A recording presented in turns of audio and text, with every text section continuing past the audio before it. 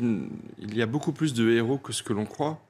Un jeune qui décide de devenir policier, qui décide de devenir sapeur-pompier, qui décide de devenir militaire, qui est-il sinon quelqu'un qui peut-être un jour sera en situation d'être un héros parce que c'est son métier, c'est sa vocation d'aider et de sauver les autres et de protéger les autres.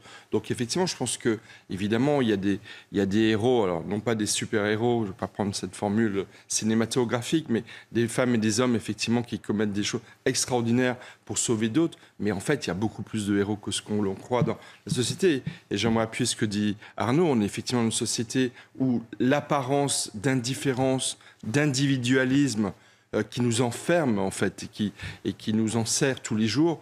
En fait, la réalité, c'est qu'on est des êtres sociaux et qu'on a besoin des autres pour exister et que pour que les autres existent, ils ont besoin de nous. Donc effectivement, ces héros sont finalement l'expression de cette solidarité interhumaine qui est... voilà, moi je pensais aussi, ça n'a strictement rien à voir, mais un autre héros, rappelez-vous ce jeune, il s'appelait Mamadou Gassama qui avait sauvé un enfant qui était au 5e étage à Paris, c'était en 2018, qui avait escaladé 5 étages. Ouais. Lui aussi avait été un héros. D'ailleurs, il a été ensuite, je crois, naturalisé français. Voilà, il y a plein de héros, il y a de très nombreux héros, mais je pense qu'il y en a beaucoup plus que ce que l'on croit. Et il y en a qui ont même la vocation de l'aide par les métiers qu'ils embrassent pour toute leur vie. Alors pourtant, vous allez voir que ce terme de héros